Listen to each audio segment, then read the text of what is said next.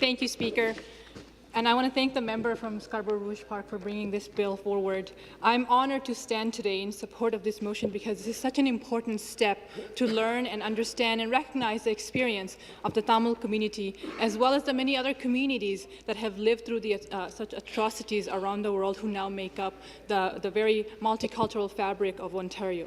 This motion is so important for my constituents in the Tamil community in Scarborough Southwest, for those stories that I listened to. I was able to learn about the trauma many of them and their families had to live through. But another reason why I support this motion is because I, as a Bangladeshi Canadian, understand the pain and the suffering of my family members and community who have suffered such horrific injustices.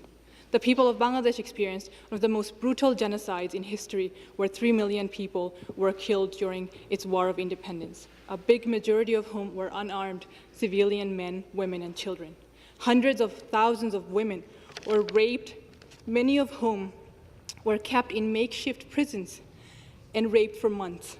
Speaker, thousands of these women were kept naked so that they won't be able to use the clothes to commit suicide after being unable to bear the pain and suffering.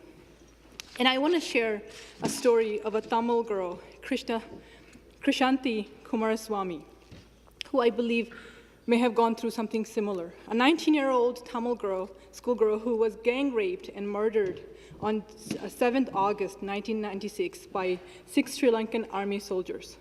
She went missing on her way home after writing her exams and was last seen alive at the Kaitati Army checkpoint in Jaffna.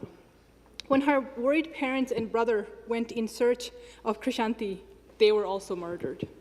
In July 1998, Sri Lankan Army Lance Corporal Sumarant Rajabakshi was facing a death sentence for the rape and murder of the student and her family.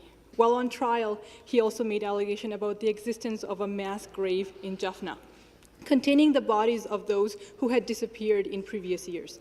There were reports of up to 300 to 400 bodies being buried in mass graves near the village of Chamani. Speaker, these are the memories of our people, our families, our neighbors here. And that is why I, as an individual, and we all, should carry a moral obligation and sense of duty to stand against all kinds of mass killings, genocides, and atrocities.